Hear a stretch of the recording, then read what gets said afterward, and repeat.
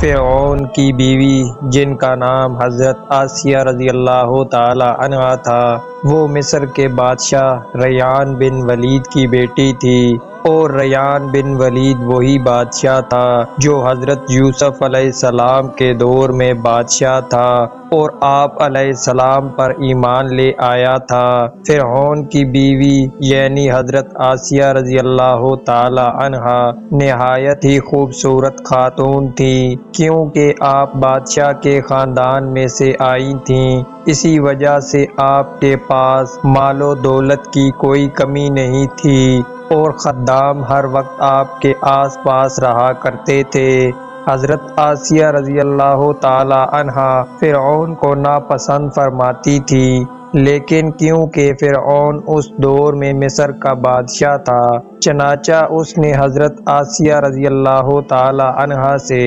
زبردستی شادی کر لی تھی۔ اگرچہ حضرت آسیہ رضی اللہ تعالی عنہا اور آپ کے والد اس نکاح سے ناخوش تھے، لیکن اس وقت حالات کی مجبوری کی وجہ سے آپ نے اپنی بیٹی کا نکاح فرعون سے کر دیا۔ بے تحاشا دولت اور طاقت نے فرعون کو حد سے زیادہ مغرور کر دیا۔ اس طرح اس بدبخت نے بنی اسرائیل کے ہزاروں لوگوں کو اپنا غلام بنا رکھا تھا اور ان لوگوں پر طرح طرح کے ظلم ڈھاتا تھا۔ چنانچہ وقت اسی طرح تیزی سے گزرتا رہا اور پھر وہ دور آ گیا جب حضرت موسیٰ اور حضرت ہارون علیہ السلام اس دنیا میں تشریف لائے۔ اللہ تعالیٰ نے حضرت موسیٰ اور حضرت ہارون علیہ السلام کو فرعون اور اس کی قوم کی طرف دعوت حق دینے کے لیے بھیجا، لیکن یہ لوگ اللہ تعالیٰ کی وحدانیت اور آپ کی باتوں کا مسلسل انکار کرتے رہے۔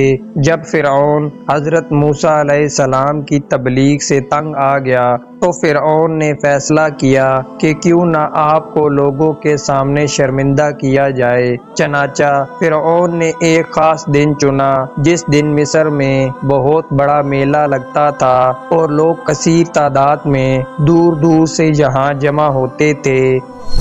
فرعون نے تمام بڑے بڑے جادوگروں کو بلایا اور حضرت موسیٰ علیہ السلام کو جھوٹا ثابت کرنے کو کہا۔ چنانچہ جب میلے کا دن آیا تو ایک بڑا میدان سجایا گیا اور فرعون اپنی فرعونیت کے نشے میں مبعوث ہو کر وہاں پہنچ گیا، اور فرعون خوشی خوشی اپنے تخت پر جا کر بیٹھ گیا، اور جو بڑے بڑے جادوگر فرعون نے بلوائے تھے وہ بھی محل میں پہنچ گئے۔ اسی اثناء میں حضرت موسیٰ اور حضرت ہارون علیہ السلام بھی محل میں داخل ہو گئے۔ حضرت موسیٰ علیہ السلام کے چہرہ انور پر جاہ جلال نظر آ رہا تھا، تو جیسے ہی اس معرکے کا آغاز ہوا تو سب جادوگروں نے فرعون کی عزت کی خاطر اپنے اپنے عصا زمین پر پھینک دیے، جو مختلف سانپوں کی شکل اختیار کر گئے۔ چنانچہ بڑے بڑے سانپوں کو دیکھ کر مجمع میں شور مچ گیا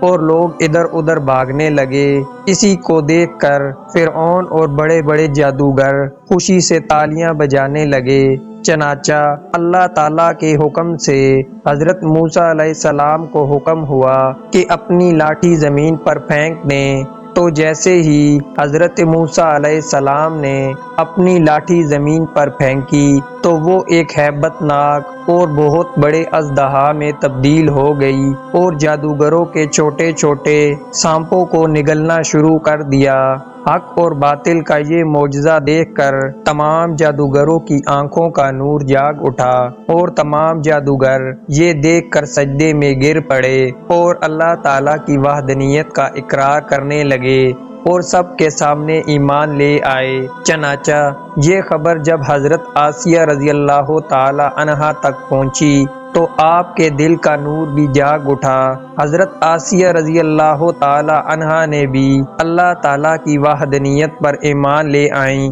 لیکن آپ کا یہ ایمان لانا اتنا آسان نہ تھا، کیونکہ آپ ایک جابر اور ظالم حکمران جو کہ اپنے آپ کو خدا کہلواتا تھا اس کی بیوی تھی۔ حضرت آسیہ رضی اللہ تعالی عنہا کو یہ بھی ڈر تھا کہ جب فرعون کو یہ پتہ چلے گا تو وہ ظلم و ستم کے پہاڑ آپ پر گرا دے گا، لیکن اس کے باوجود آپ رضی اللہ تعالی عنہا اللہ تعالی کی وحدانیت پر ایمان لے آئیں۔ پہلے تو حضرت آسیہ رضی اللہ تعالی عنہا نے اپنا ایمان ظاہر نہ کیا، لیکن کچھ عرصے بعد ایک ایسا واقعہ پیش آیا جس پر آپ کی نفرت فرعون سے مزید بڑھ گئی۔ وہ واقعہ فرعون کی بیٹی اور اس کی خادمہ کے متعلق تھا۔ واقعے کے بعد جب فرعون نے خادمہ اور اس کے بچوں کو کھولتے ہوئے تیل میں ڈال دیا اور وہ شہید ہو گئے،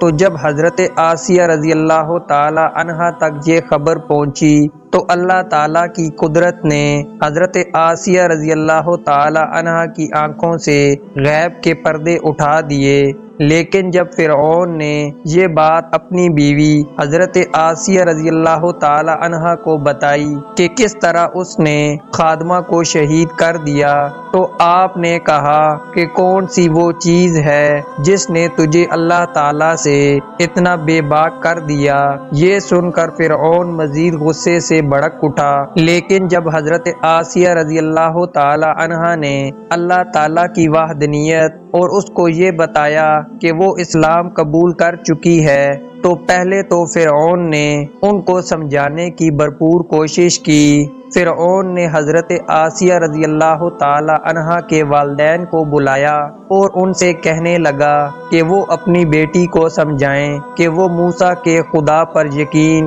اور اس کی وحدانیت پر ایمان نہ لائے، ورنہ وہ اس کو موت کے گھاٹ اتار دے گا۔ لیکن جب اس کا یہ حربہ بھی ناکام ہو گیا تو فرعون نے اپنی بیوی کو طرح طرح کی اذیتیں دینا شروع کر دیں تاکہ وہ اللہ تعالیٰ کی وحدانیت کا انکار کر کے فرعون کو خدا مان لے۔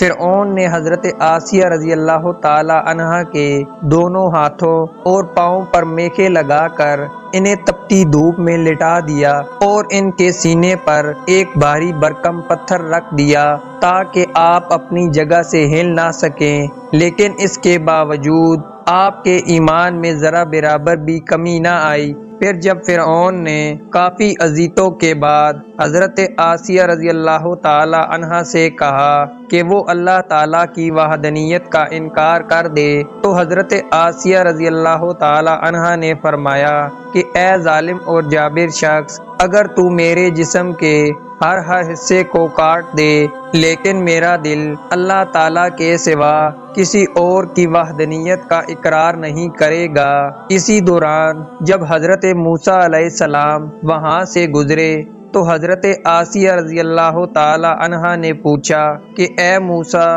کیا اللہ تعالیٰ مجھ سے راضی ہے؟ تو موسیٰ علیہ السلام نے فرمایا کہ جنت کے فرشتے تمہارا انتظار کر رہے ہیں اور اللہ تعالیٰ تجھ سے خوب راضی ہے۔ تو حضرت آسیہ رضی اللہ تعالی عنہا نے اللہ تعالیٰ سے فریاد کی کہ اے اللہ، تو میرے لیے جنت میں ایک محل بنا دے اور مجھے اس فرعون سے نجات دلا دے۔ جب فرعون کی تمام تر کوششیں ناکام ہو گئیں تو اس نے اپنے سپاہیوں کو حکم دیا کہ ایک بہت بڑی چٹان لے آئیں، اور اگر حضرت آسیہ رضی اللہ تعالی عنہا نے یہ اقرار کر لیا کہ فرعون خدا ہے تو یہ پھر میری بیوی ہے، اور اگر اس نے انکار کیا تو یہ چٹان اس پر گرا دی جائے اور حضرت آسیہ رضی اللہ تعالی عنہا کو شہید کر دیا جائے۔ تو جب حضرت آسیہ رضی اللہ تعالی عنہا نے آسمان کی طرف دیکھا تو انہیں جنت میں اپنا ایک محل دکھائی دیا۔ اسی دوران آپ کی روح پرواز کر گئی اور پھر ایک بھاری چٹان آپ کے اوپر گرا دی گئی، لیکن اس وقت آپ کی روح پرواز کر چکی تھی اور وہ چٹان صرف ایک خالی جسم پر گری۔ حضرت آسیہ رضی اللہ تعالی عنہا نے اللہ تعالیٰ کی وحدانیت کا انکار نہیں کیا اور اپنے ایمان پر ڈٹی رہیں۔ اسی وجہ سے حضرت آسیہ رضی اللہ تعالی عنہا کو اللہ تعالیٰ اجر بھی بہت بڑا دیں گے۔ حضرت آسیہ رضی اللہ تعالی عنہا جنت میں حضرت محمد صلی اللہ علیہ وآلہ وسلم کی ازواج مطہرات میں سے ہوں گی۔